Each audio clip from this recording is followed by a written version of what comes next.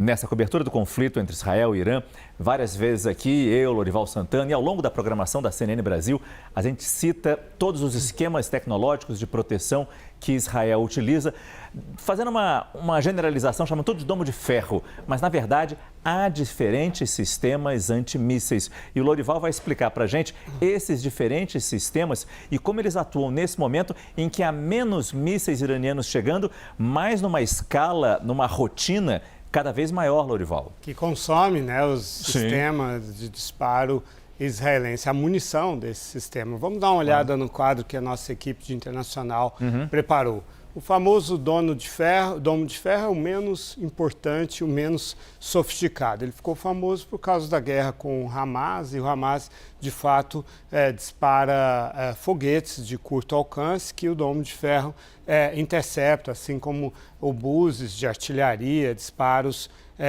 ali que numa altitude bastante baixa também, né?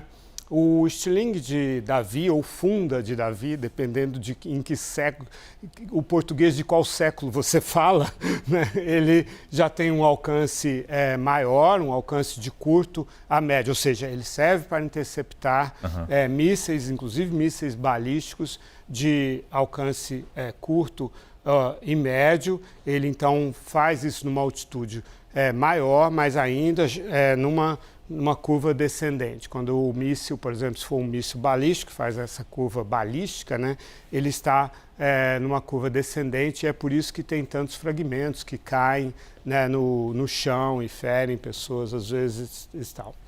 O sistema Arrow, ou flecha, é o mais sofisticado e é o que está sendo usado principalmente agora contra o Irã, porque ele intercepta mísseis de médio e de longo alcance, né?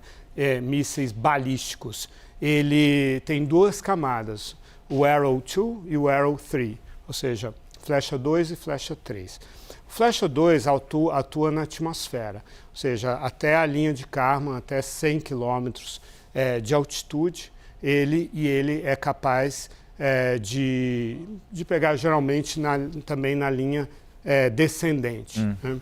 Já o sistema flecha 3, ele trabalha no espaço, ele atua acima da atmosfera, acima de 100 km e até 2.000 km de altitude, com mísseis que estão voando a uma velocidade de 18.000 a 24.000 km por hora. E ele intercepta esses mísseis na sua fase ascendente ainda. Ele busca esses mísseis quando estão ainda longe do espaço aéreo israelense. Pelo menos um míssil desses foi usado, foi interceptado, um míssil iraniano que estava ainda na curva ascendente no espaço. Foram registradas imagens desse evento, pelo menos uma vez. E eu, conversando hoje antes do jornal com o Zé Carlos, que é um dos nossos cinegrafistas aqui no estúdio, ele estava me perguntando como era esse sistema, se era um sistema térmico, porque às vezes as imagens mostram os antimísseis israelenses indo buscar. Eles usam um sistema óptico, eletroóptico, como se eles estivessem enxergando. E há também um radar ativo com GPS que informa ao míssil ao antimíssil israelense, se aquele míssil vai cair numa área povoada ou despovoada. Já consegue rastrear o provável caminho que esse míssil de ataque vai fazer.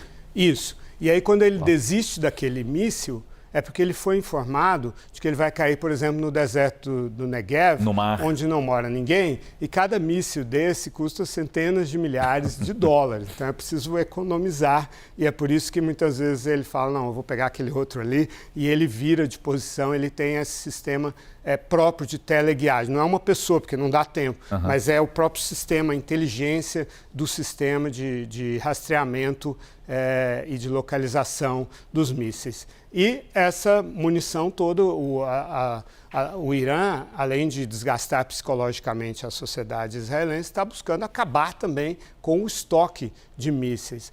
Os Estados Unidos não têm capacidade, são os Estados Unidos que produzem a maior parte desses antimísseis, são das classes... Os três sistemas. São principalmente o Flecha e o estilingue de Davi, são da classe Patriot, né? E também da classe THAAD, que são esses sim, além desses sistemas, todos são térmicos também, são sistemas de defesa antiaérea aérea térmica de alta altitude.